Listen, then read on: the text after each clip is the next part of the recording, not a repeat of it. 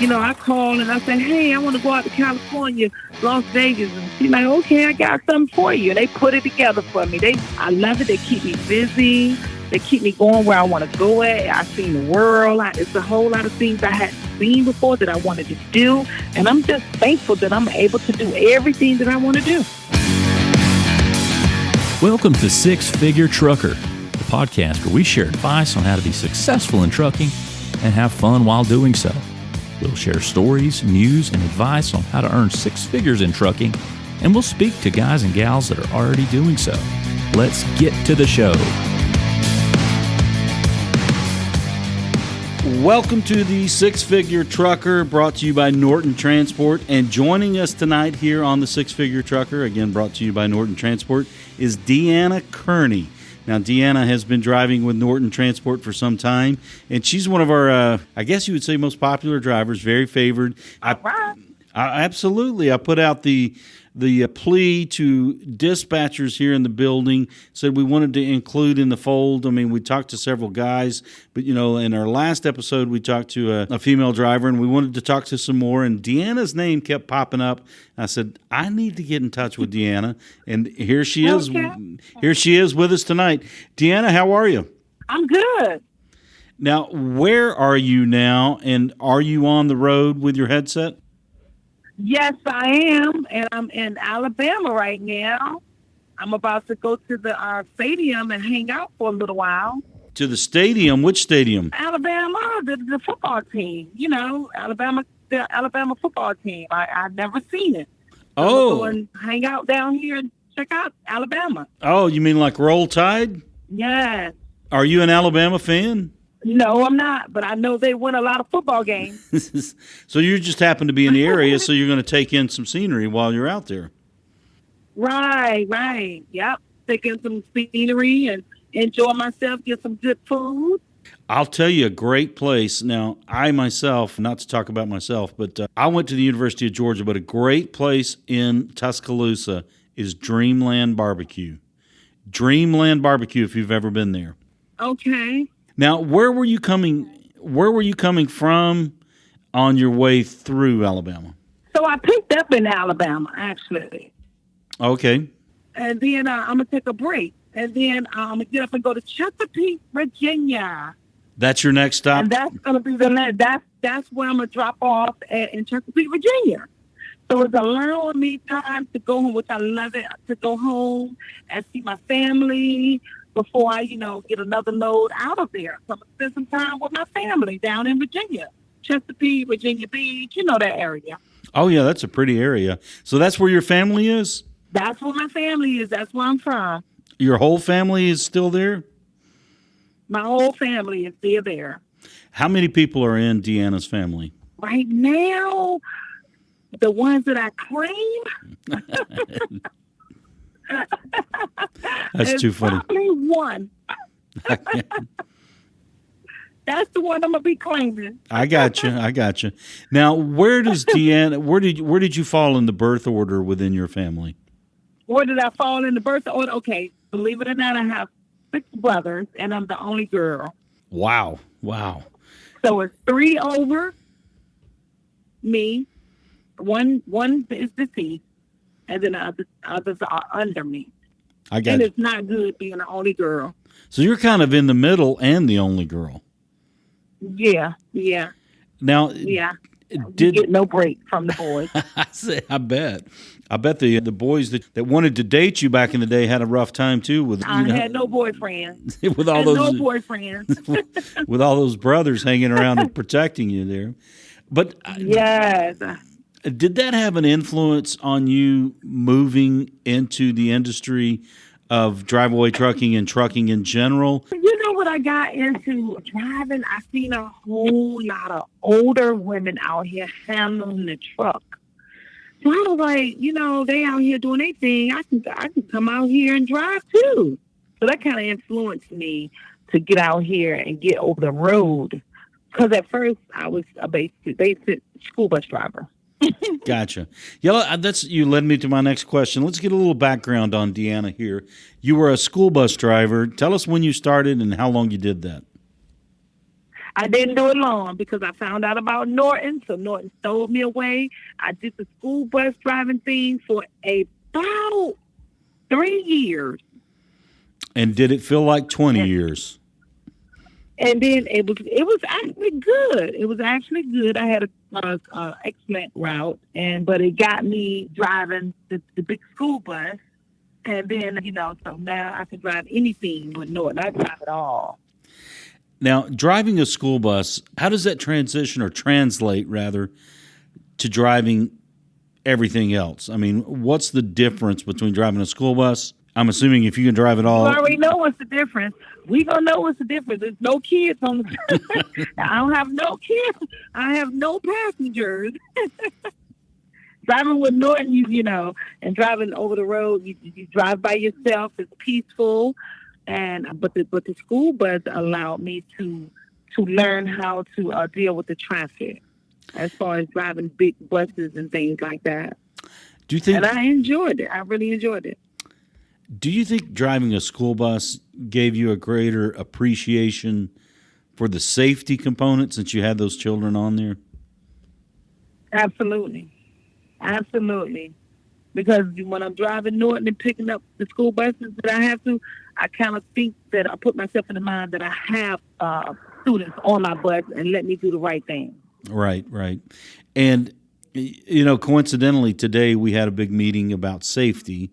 And since we're talking about it now, and you came from a background of driving a school bus first, how important, or where would you rank safety when you look at all the components that go into Driveaway trucking, the pressure, delivering on time, fuel economy, safety? Where would you put it in all those components? Safety is very important. I would say that I will put it, because you have other drivers out here who will cut you off and pretty much don't care that you're driving a school bus. They gonna still cut in front of you. So to know all of the safety rules and the nicks and defensive driving that you guys teach with the videos and that, it's very important. You need it. It's very important because people are moving so fast nowadays. Nobody is slowing down, and everybody got somewhere to go, and then you got work traffic, you got the Atlanta traffic going on sometimes when you're coming through there. You got to know how to do that. You got to be safety. You got to know how to account for the drivers because, we're driving big trucks. We need to stop. It's a lot of, we got to stop ahead of time. And people don't realize that the big trucks are coming through with the big school buses, that we can't stop like them. So you got to be extra careful. How much does that reinforce how much you have to be cognizant of your awareness and your situational awareness and your reaction time? Because you just said there about you got to stop a big truck. I mean, how do you bring that into the whole dynamic of driving a big truck? You just got to have your distance.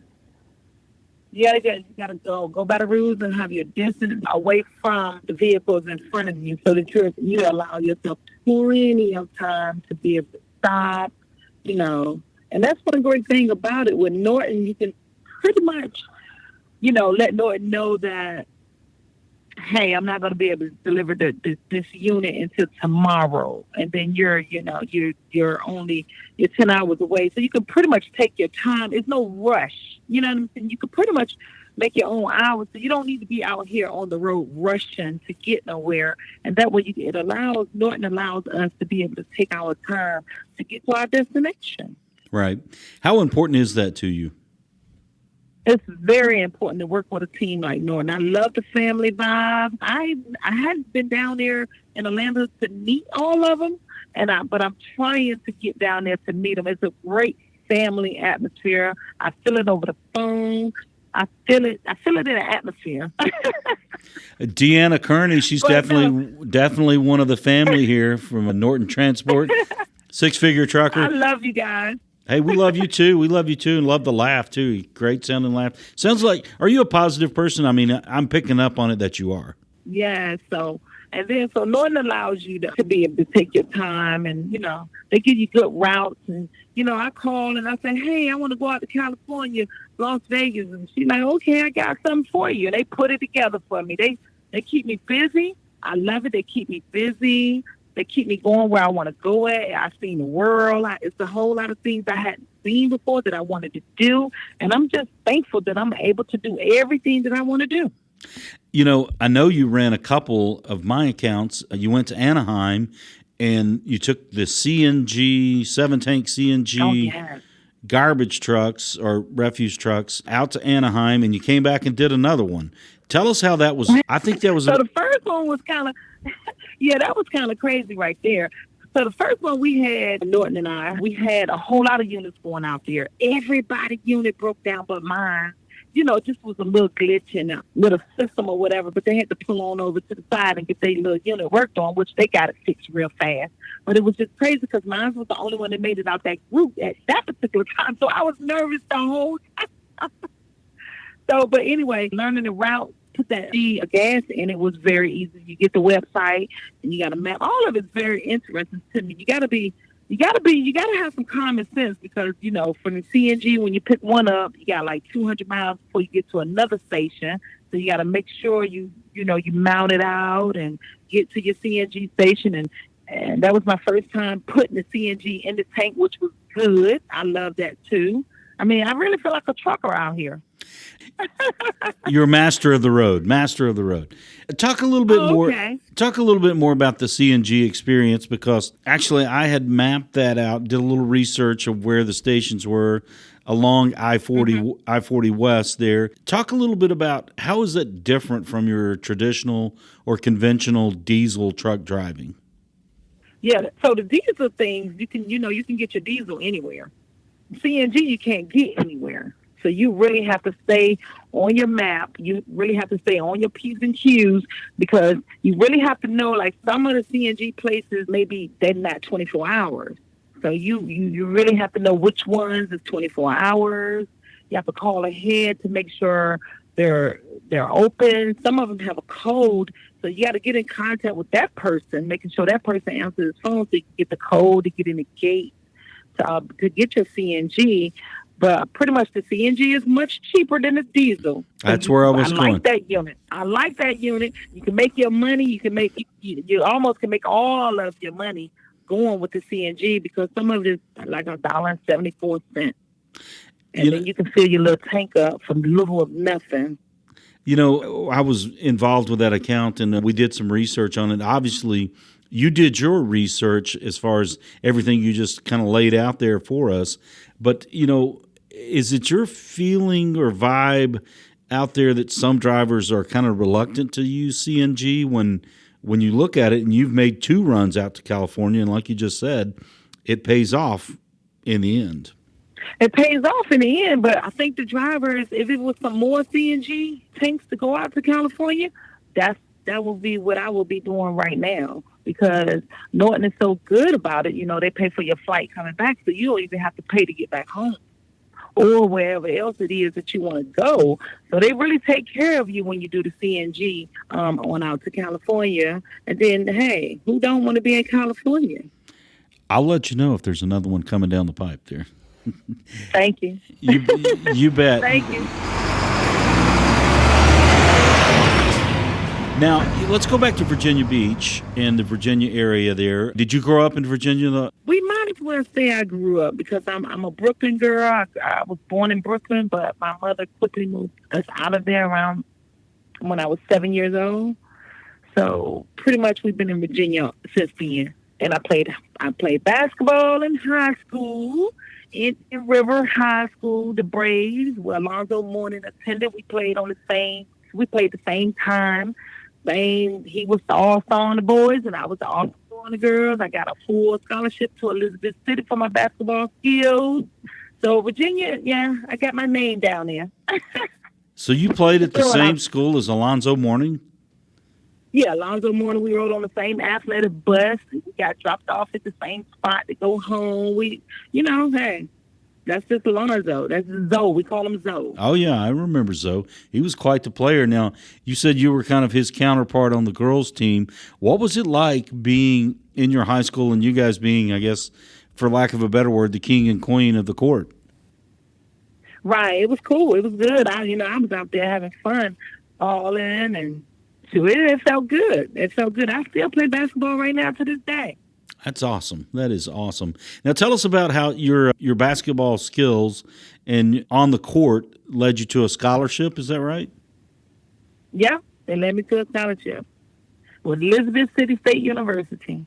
Yep. So the basketball skills is good. It's good to play sports and get involved in school because it gives you that people. Like right now, I'm a people's person, so it has you involved. It brings out, skills for us if you want to do a business because it gives you to get out there and play in front of people. I played in the CIAA, of course. That was the city was the CIAA. So it gives you courage and all that stuff like that. So it made me who I am right now today. I really enjoy it. Talk a little bit about how playing basketball reinforces team building. Right, so that's good right there. I thought you was about to challenge me in some basketball. I was listening to you. It's not like you was trying to go in that direction. I was like, I don't think you really want to do that. No, I was talking, more about in life where you. I know, but right now it really, with Norton, people ride together. Like 3 or 4 people ride on a team together, and normally with me, I'm always a team leader. For some reason, they just, oh, Deanna, you go ahead, you lead. You know the route. You know with the gas. You know when to stop. You know when we can get breath full. You know when we can get. And I really don't know all of this stuff. It's just that they put me in. They put me in front. So I just have to sometimes be out here with 4 people, and that's a big responsibility because you got 4 people. 4 people got to stop and use the bathroom. 4 people got to eat. 4 people tanks got to get filled. You got to make sure nobody run out of gas because when you got people following behind you, they're not looking at their gas tank. They just following you. Some of them don't even have on their navigation. They just following you. So you got to be a leader, and you got to, make sure you call everybody and what's going on with your gas, what's going on with you. You got to use the bathroom, you ready to eat, you need to stop, stretch your legs, your back all right. So it puts you in it, and I'm kind of easy with it, and I really don't mind being a leader because I've been a leader, the basketball, been a leader of that squad. So I kind of feel good out here. My hands, I be people eyes in my hand when they following you because, like I say, they really don't pay attention to their gas, and they really don't pay attention to that we just passed the gas station. Right. I could see how that would happen, but you kind of said something I wanted to kind of talk a little bit more about. Was there any adaptation, or did it come naturally to assume the role of a leader? It just came naturally once I got, like you say, back in high school. So I was the captain of the team, like in 7th grade. So I just grew up being a captain all the time. And that's the role that I know to take. I just don't know no other way. And then I know how to talk to people. So, and then, of course, over the years, I've been a coach of a basketball team. So just, it's easy, it's fun. Everybody out here, I ain't going to listen to you, or they got their own opinions. But I kind of like put everybody back in perspective. And we just roll with it. But it's hard out here on this road rolling with, females. Females, we are hard to get along with. So it is. Some of them are very difficult. Some of them I'd be like, okay, you got to get off the team. I can't deal with you. We have that too. That's too funny. That is too funny. Now, I did want to ask you about that. I mean, we've been, as I said at the very beginning, of Six Figure Trucker, brought to you by Norton Transport. We've got Deanna Kearney with us here this evening. We were talking about, we talked to several guys, and we're trying to talk to more women who are in the business. Do you guys talk among yourselves about the trials, the struggles, the victories, the accomplishments? Do you guys talk a lot about that? Yeah, we talk about, it's a couple girls out here that we talk about how Norton is allowing us to be able to make the money. And, I would never leave Norton, but Norton is opening up the gateway for, you to start your own business. They offer a lot of opportunities. So we talk about the opportunities that we're being offered to. And then, of course, we got kids at home, so we talk about our family life a lot, when we stop. And we just chalk it up. It's a lot emotional out here because we got wives out here. I'm not married. But being single, it's kind of hard to start a relationship when you're out here on the road, but I'm good with it. But, so we sit back and we talk about family and the roles and our success stories and making it through the night through some country roads and stuff like that. And you'd be proud that you did it. Proud that you made a 15-hour, 1 day and 6-hour drop. You be proud when you get to the end of it and you did it and everything. Yeah. Now, you were talking about being single, and it's difficult. How many days, hours, weeks, months do you spend on the road? You know, again, Norton has allowed, and I just chalk it up to Norton, big up to Norton. You know, they pay good and everything. So believe it or not, I may come out here for 8 days out of a month. Then the rest of the time I'm sitting home. Right. Now, it kind of opened my eyes to the style of driver that Deanna Kearney is when you ran those two back-to-back runs to Anaheim. What would you consider, if you were describing yourself, you know, there's different types of drivers. Would you call yourself a runner? Are you a runner? A runner? Right. You said a runner? Yeah, I'm a runner. Mm-hmm. You enjoy the open road, right? I enjoyed the open road. It's so good. And then when I got to the drop, the guys were so friendly down there in Anaheim. They so friendly at the drop. One of them gave me a ride to the airport, which was nice.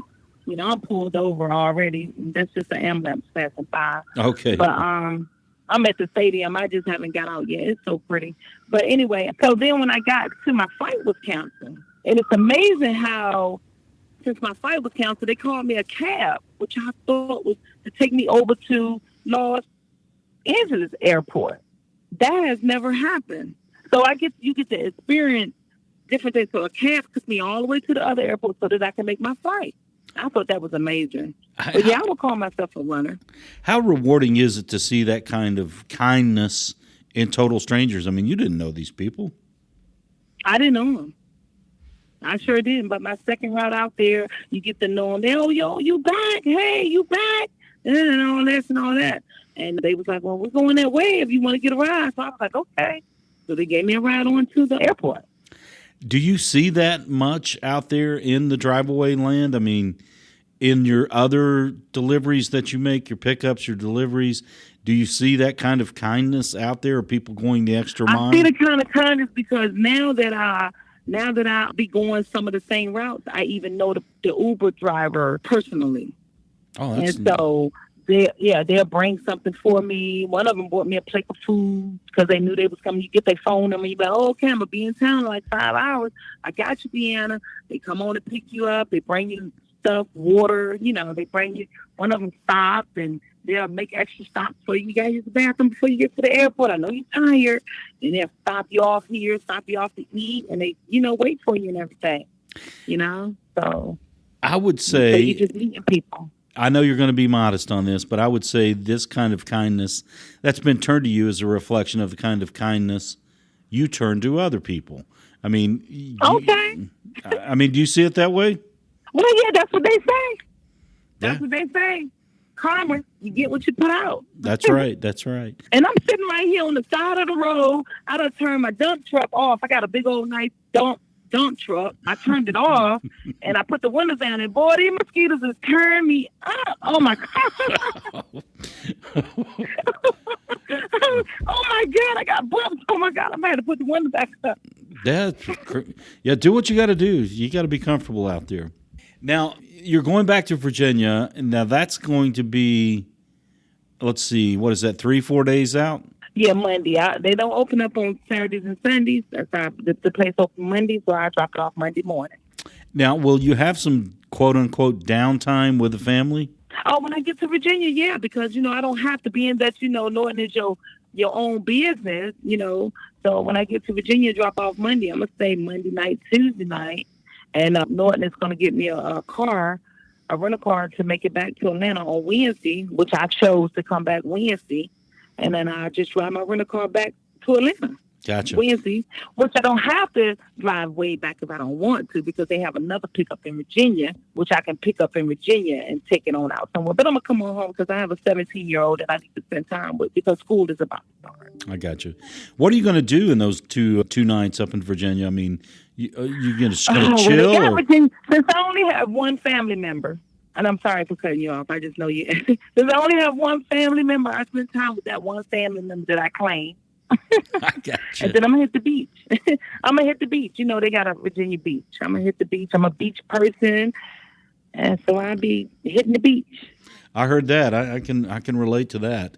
I mean, is it what about the beach attracts you to it? Is it the feel, the whole? I mean, what about the beach really pulls you in? Sunset. It's the sunset. Just sitting out on the benches, looking at the sunset and the waves like gushing, and you can hear the waves like hitting each other.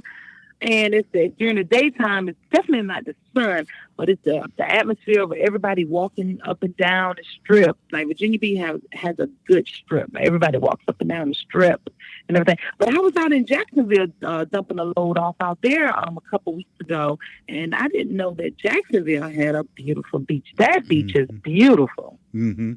I think that's Ponte Vedra, maybe. Jacksonville Beach. There's a couple up there. There. I think that's the name of it. It's a couple of them. They right there together. It's a couple of them. That's my first time out there. Thank God. Thank you for Norton. Big up. But I walked that beach, and it was nice. You know, Jacksonville doesn't have a boardwalk, but the sand is beautiful. The sand is beautiful. Walking it, it's beautiful. Now let me ask you this question. Let's say someone's walking down the beach in Virginia Beach, and they see Deanna. Mm-hmm. And they bump into Deanna. And would you be walking, or would you be on one of those beach chair service chairs, have your own chair? What would be your kind of vibe there? Kind of vibe, I'll be walking that person, and I'm going to go on over there and get one of those beach bikes, and I'm going to ride up and down the strip. So you're active. You stay pretty active. Stay active. Now, down Virginia Beach, I probably wouldn't find nobody that pretty much knows me because the locals don't do the beach. Right. Gotcha. That's weird. That's weird. Right. Now, the question, they don't do the beach that much. The question I was going to ask, if Deanna is walking the beach, riding on a bike on the beach, or sitting in a chair, what are we going to find inside Deanna's drink container? Some water. Okay, now. Some water. You might find some water. For the past 2 weeks, you might find some water because I gave up drinking beer 2 weeks ago. Okay. Yeah, just gave up drinking beer. Trying to get rid of this little gut. It's not much. Everybody keeps saying, "Oh, you ain't got nothing," but I know for myself. To me, it's not where I want to be. So, I gave up drinking beer and gave up drinking hard liquor. So the only thing I drink is wine now. Okay. Well, how hard was it to give up drinking beer and liquor? Easy. It was easy? It's only been 2 weeks. So it's been easy so far? It's only been 2 weeks.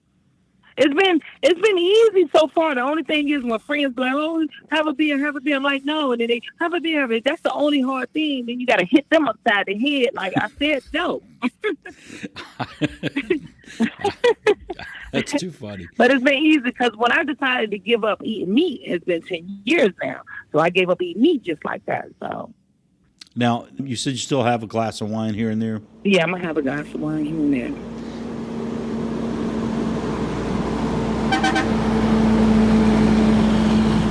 Now, you're on the road, you've been out, let's say Anaheim's a good example. How do you get yourself back in the right frame of mind after you've been on the road for, I believe that was a 2,075-mile run? Now, of course, you had the flight coming back. What kind of state of mind are you in after you've been on the road for that long? Well, you come home, and the first thing I want to do is take a long bath, go see my chiropractor, get my back back in line. Then I just kick back in and relax around the house for one whole day just to you got to get your mind back right into, okay, you got to, to reality. It really takes you away.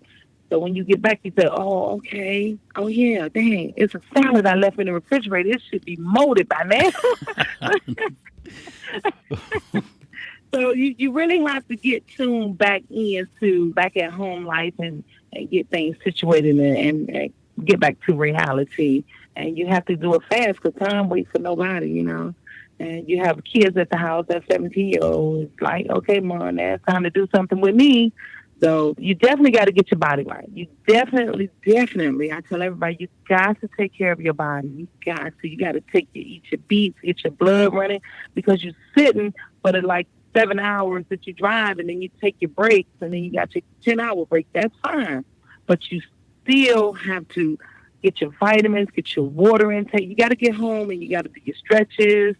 You got to do your stuff. You got to work out. You got to get your stuff back together. So that's basically what I do. I hit the Planet Fitness for a couple hours. Even though I can hit the Planet Fitness outside on the road, that's why I joined. That's, I can take free showers and everything. So that helps me a lot out there on the road. Gotcha. That sounds like a smart plan. Now, you've talked about getting your body right and getting your mind right, but wanted to kind of drill down on getting your mind right. Two questions here. How do you get your mind right after you've made a big run, and how do you get your mind right when you're making a big run? Before you make the big run, or while you're in the big run? While you're in the truck.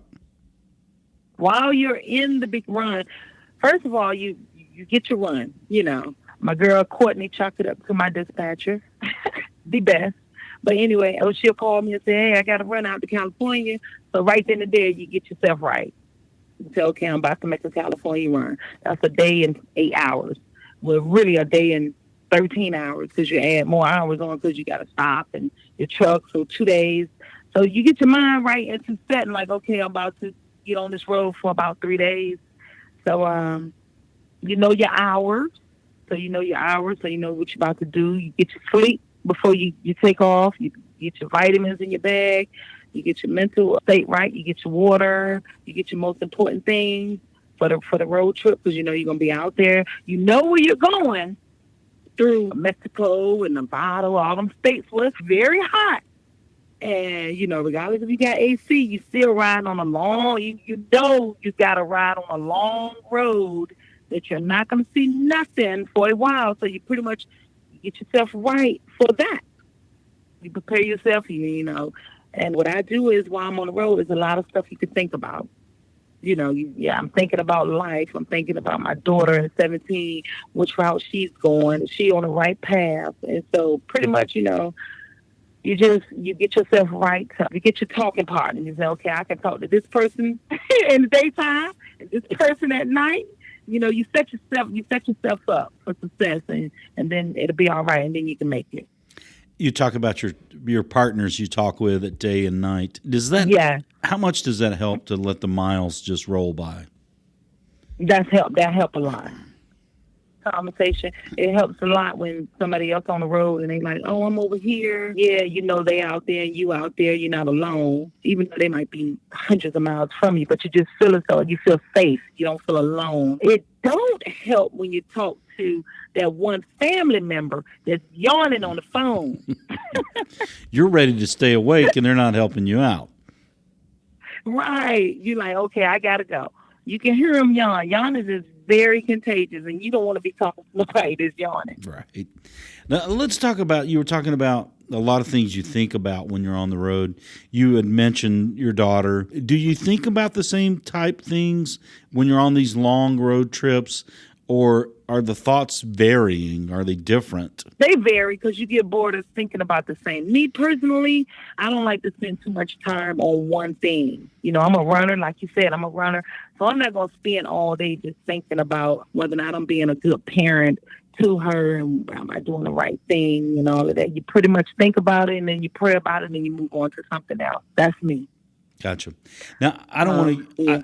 I don't want to get too, you be the judge if we were getting too much into private life, but with a 17-year-old daughter, is it hard the time you spend on the road away from her? Yeah, it's hard spending time away from her when she's listening to me, but when she's not listening, I want to get away. So when she being good, I want to be, okay, Dad, I miss her.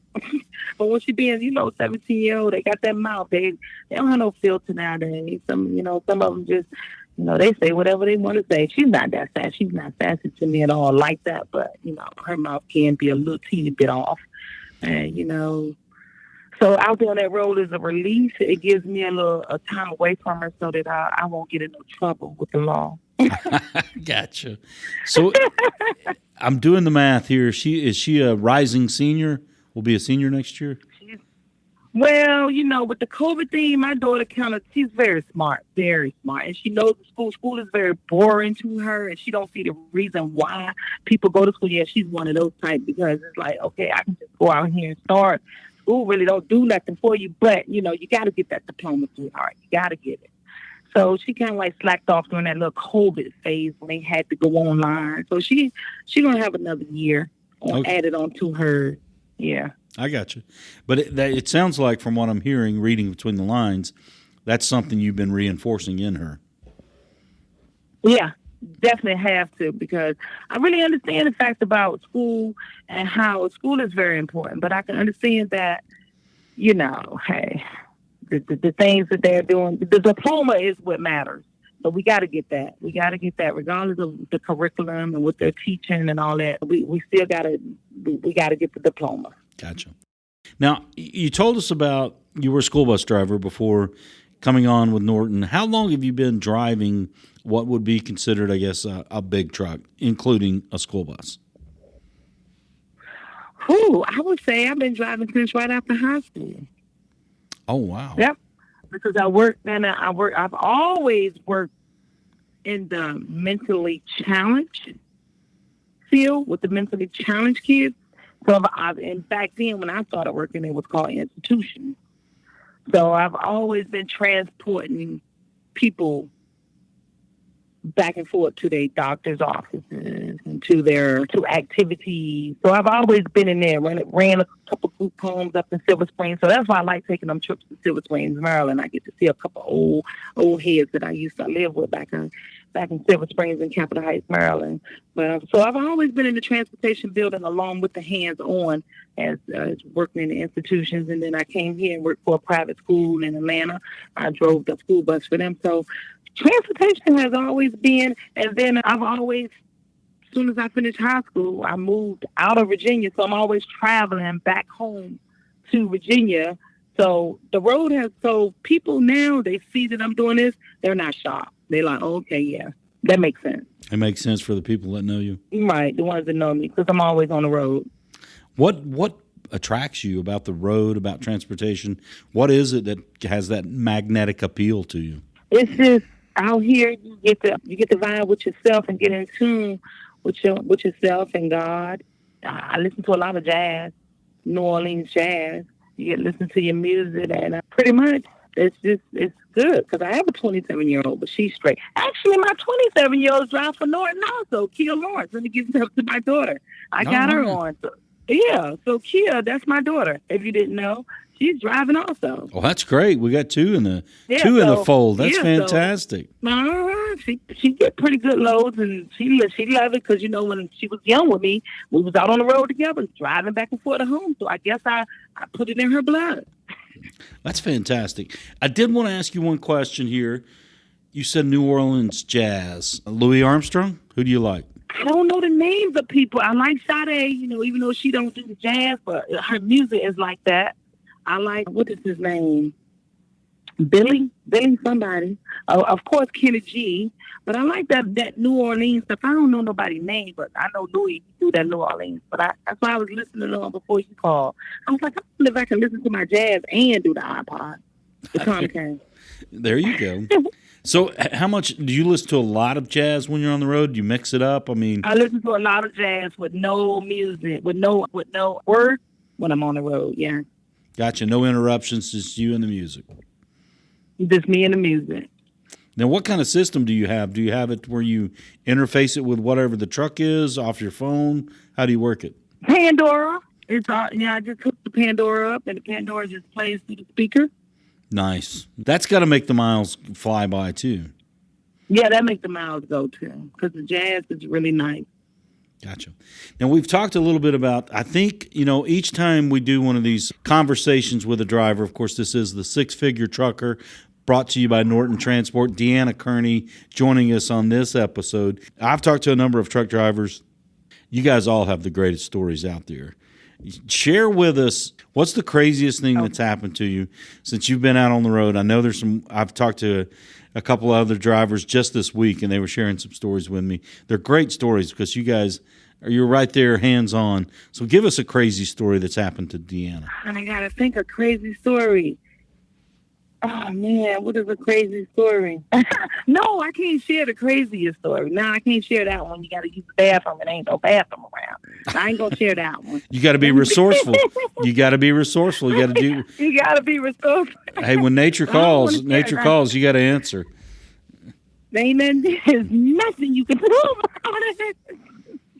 Oh my God. Let me see. Other than, I can't even think. I can't think right now. You know, I'm out here on this road right now. I'm pulled over, so I can't even think. Let me ask it a different way. Not the craziest. What about the scariest thing that's ever happened to you? Oh man, the scariest would be almost running out of gas.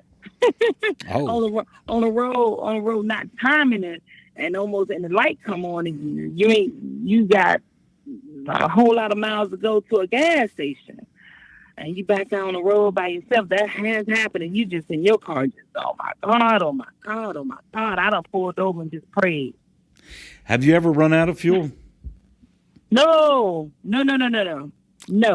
I know a couple of my drivers, not with me, but a couple of them that has something that called me, and they like, girl, you ain't gonna believe it. I'm like, oh man, no, I do not ever want to do that one. No. It's one of those things, though. You talk about it. I mean, and we know how Driveaway works. It's for you, for one of your girls or one of your drivers that let you know they ran out of fuel. That's something that's not that hard to believe. I mean, it can happen. Yeah, it can happen. You time it. Normally the drivers they say they got it pretty much down to the nitty gritty. When the light come on, they think they got like 80 something more miles to go, before they can pull over. So they kind of like time it, and they only up the road like 50 miles. And oops, oops, you didn't time it. Because you guys driving different vehicles, where the truck, I'm in a dump truck right now. I don't drive the same as a dump truck. Right.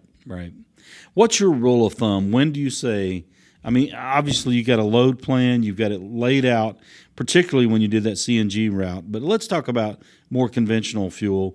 When do you decide it's like, okay, I'm getting in the danger zone at what point? When I see my light come on, I start getting nervous right then and there. And in these new vehicles, it flashes.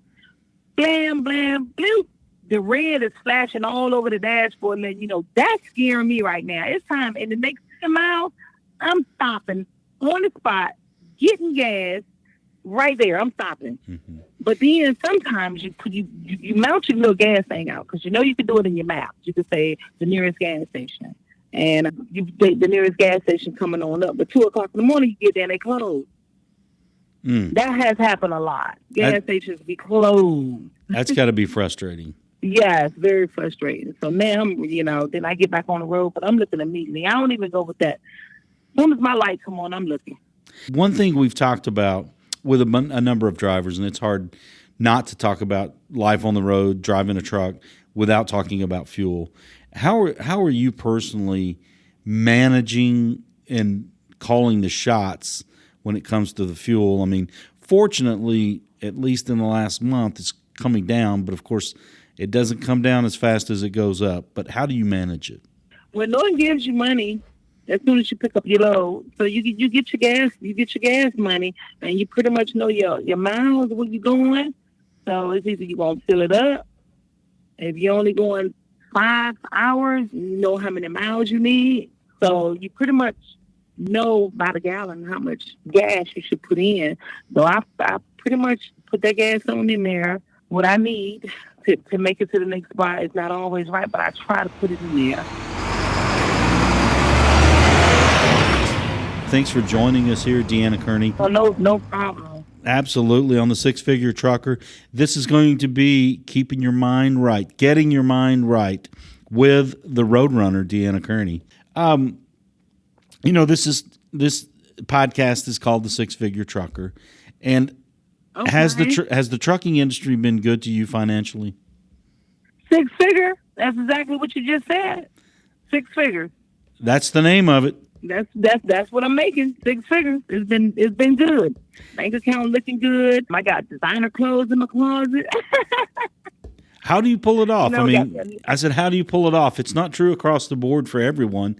I mean, I would think that it takes some smart decisions. Yeah, I mean, I done help a couple family members out start their business up. They pay me back. I done paid a couple friend cars off. It was getting repo. They paid me back. So, I love my bank account. Like I say, hey, I love it. How rewarding and I guess comforting is it to know that you've got that money, you've got that lifestyle, and more importantly than that you can help out friends and family? Right. You say how rewarding. I'm trying to see, is it rewarding? Because now I don't even care if I get married. I'm pretty much self-sufficient there. You got everything you need right there in front of you. That's it. But it feels good. It feels good that I can, be able to help the ones out that I want to, that I know that will pay me back. And it feels good that, I'm in a position where I could, I'm going to stay with Norton, like I say, but I'm in the business of trying to, start my own business. And, I could do that. Right. Now, not to get too personal, but let's talk a little bit about life on the road, a single woman, dating, but also you're financially stable. You're very secure in that. Does that all come together? I mean, it's like as far as, do you want to date or not necessarily? Oh, yeah. Do I want to date? Yeah, I want to date. Currently, I'm an online dater. So, I'm online dating. So I'm all over the place. And I love that. I love that. So, if I'm somewhere and he's somewhere, I can meet him and have dinner and meet him and see. Because, my child is 17. Soon she'll be, on her own. So, it's time for me to see which direction that, I want to go. So it allows me, meeting different people. And allows me to see what I want to do and really make a good decision. I don't have to jump into nothing. And, right away. And where the lines cross here as far as your daughter about to go out on her own there and you being, in a sense, to have a new, I guess, degree of freedom because of the income and the lifestyle you've been able to generate working with Norton Transport. Yes. Have you got some dreams out there in front of you as far as what's the next chapter of Deanna's life going to look like? I definitely do. What I'm going to do is because of the figures that I'm making, 6-figure trucking, I'm going towards a condo. I'm going to live in a 1-bedroom condo, a high-rise. I ain't got to cut grass no more. So I see myself living in luxury for a while, downtown Atlanta and live it up. And I'm going to be able to travel. I'm about to go to Jamaica. So I see myself doing everything that I, really wanted to do. Now, you said that condo is going to be in downtown Atlanta?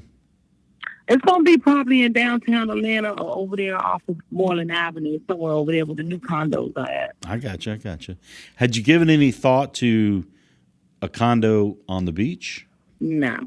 Nope. Too expensive. That may be too expensive. And then, no. Mm-mm. The weather. What attracts you to Atlanta? I mean, a lot of people are really drawn to Atlanta. What about you specifically draws you to it? I like the cultural vibe of Atlanta. Yeah, it makes me feel okay, like history, because there's a lot I don't know. So you learn a lot in Atlanta. They have a lot of shows. They have a lot of jazz shows, the park. The food is good. Gotcha. All right, we're going to wrap it up here on the 6-Figure Trucker. Okay. Brought to you by Norton Transport. At the stadium. Oh, yeah, that'll be great. But I wanted to ask you this one question. I want to let you take us out here. Getting your mind right with the Roadrunner, Deanna Kearney. For people that drive big trucks and people who don't, what would your advice be to get your mind right?